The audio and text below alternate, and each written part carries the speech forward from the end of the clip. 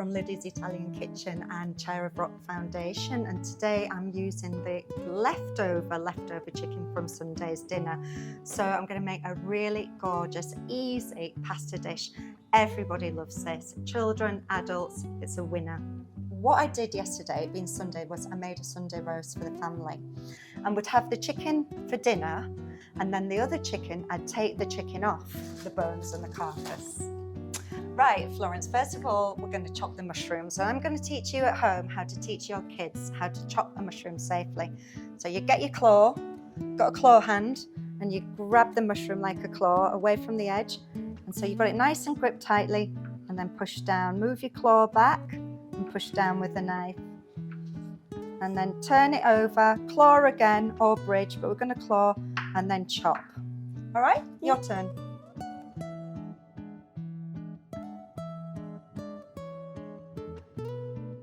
Right, so I've got a big pan, boiling water, bring it up to the boil. I've added some salt and I've put the pasta in. I'm getting that cooking. That's on its way. It'll take 9 minutes, there or thereabouts. And I'm using frozen onions because they're quick and convenient, no crying involved. And I've added that to some olive oil, and that's cooking away. And I've grated 2 cloves of garlic. So I like to grate garlic because it's easy. You don't have to chop. And you just grate it and it dissolves really easily, and I'll put that in after the onion and give that a stir.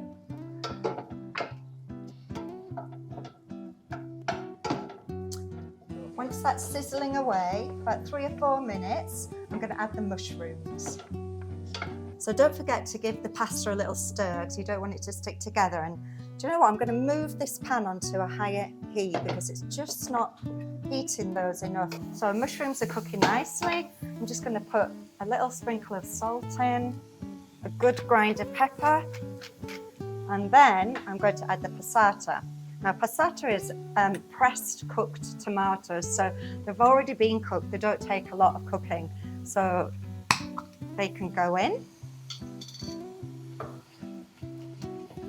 So you just need to bring that up to a nice little bubble. Once that's bubbling away, you're adding your already cooked chicken that I've chopped up earlier. And so this was from Sunday's meal, still left over from that chicken dinner.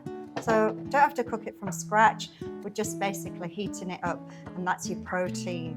Your protein's going in with the pasta, so it's carbohydrate and protein, keep you fuller for longer. Right, so I've got a cup, and what I'm going to do is teach you a little nifty technique that we use in Italian restaurants, or Italians do, is we get some of the cooking water and just set that aside. And that cooking water is salty and starchy, and we're going to add it to the dish with the pasta and the sauce together and stir it, and it releases all the starches and it makes the sauce stick to the pasta better. It's a bit more like you would get it in an authentic restaurant. So I'm going to add some creme fraiche to this. About 150 millilitres for 4 people will do it, and that gives it a lovely rosé look. So it's not creamy, it's not tomatoey, it's somewhere in the middle. If you haven't got creme fraiche, use a little bit of Philadelphia. If you haven't got Philadelphia, use cream, use whatever's at hand really. And then I'm going to add some Parmesan cheese, quite a good amount. And again, if you haven't got Parmesan, just use what you've got. Cheddar will be fine. So that's a lovely rosé consistency. I've drained the pasta, haven't I? So we've got the pasta drained in one pot, and we've got the sauce here. So what we need to do is put them together. So what I'll do is I'll add about 4 ladles, 4 people, 4 ladles into there, and I will give it a stir, but I will also add some cooking water. And again, the cooking water just gives it that nice glazy, sort of silky coating really. And when you're moving it together, it releases more starches. It's on the heat.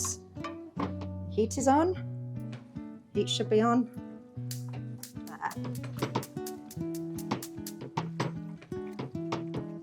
And that's it. So we're going to dish up. So Florence, can you pass me a bowl, please, darling? Thank you. So this will serve about 4 people.